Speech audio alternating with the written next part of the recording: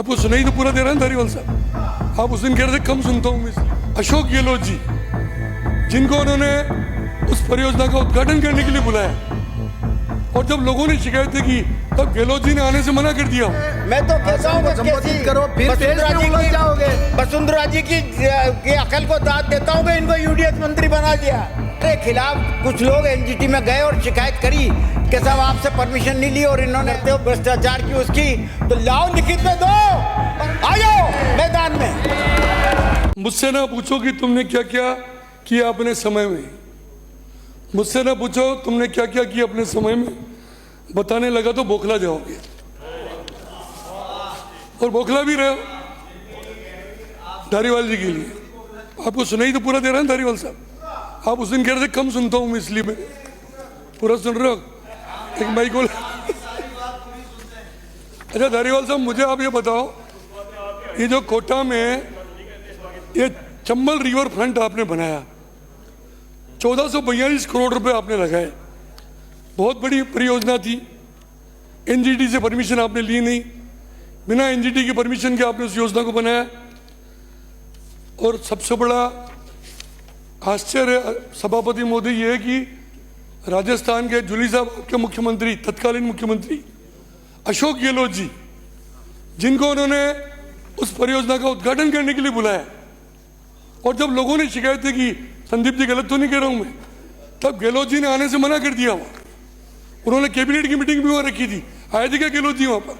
नहीं आए।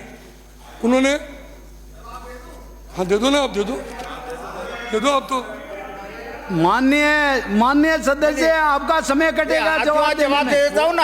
अरे जवाब दे दो।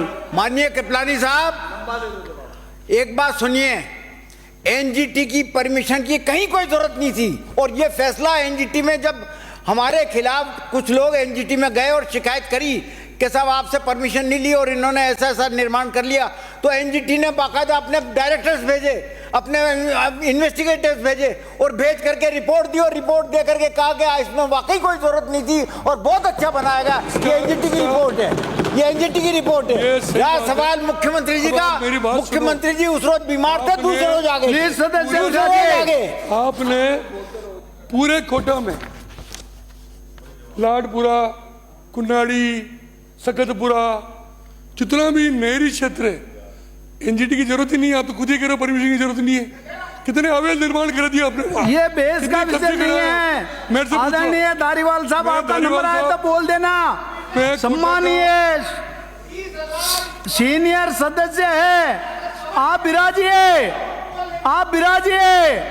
आपका नंबर आ रहा है। सभापति महोदय डिस्टर्ब, आपका नंबर आ रहा है, आप बोल देना। बोलूंगा मैं कोटा की बात करी आपने।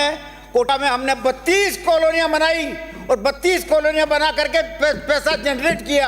सरकार का एक पैसा नहीं लिया, कि राजस्थान सरकार का एक पैसा कोटा में नहीं लगा, और 7,000 करोड़ रुपया हमने खर्च किया। बात करते हो भ्रष्टाचार की उसकी, तो लाओ लिखित में दो और अपनी सरकार से जांच कराओ। प्लीज आसन को जांच कराओ अपनी सरकार से। प्लीज सदस्य विराजिए,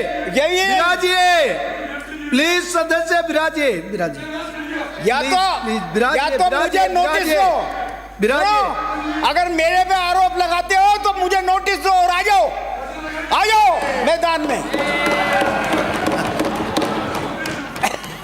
प्लीज सभापति महोदय, उन 27 साहब, जो 627 साहब आराम से थोड़ा, आप विराजो आराम से, तसल्ली से, शरीर वाला मामला है।